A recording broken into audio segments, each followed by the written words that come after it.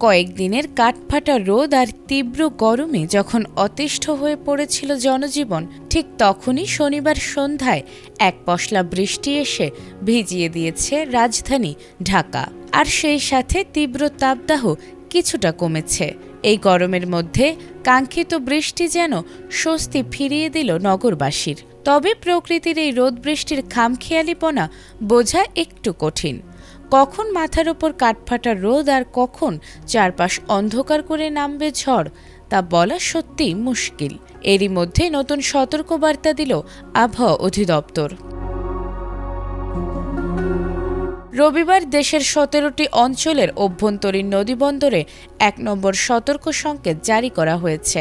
আবহাওয়া অফিস জানিয়েছে, এসব এলাকায় পশ্চিম বা উত্তর পশ্চিম দিক থেকে ঘণ্টায় ৪৫ থেকে ৬০ কিলোমিটার বেগে অস্থায়ী দমকা অথবা ঝড়ো হাওয়া বয়ে যেতে পারে।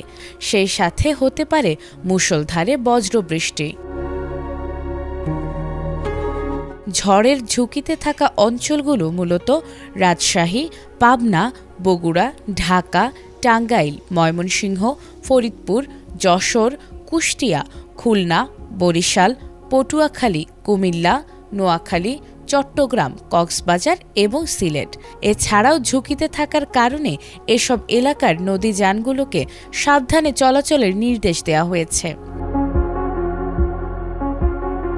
এদিকে রাজধানী ও পার্শ্ববর্তী এলাকায় আকাশ আংশিক মেঘলা থাকলেও আবহাওয়া প্রধানত শুষ্ক থাকতে পারে।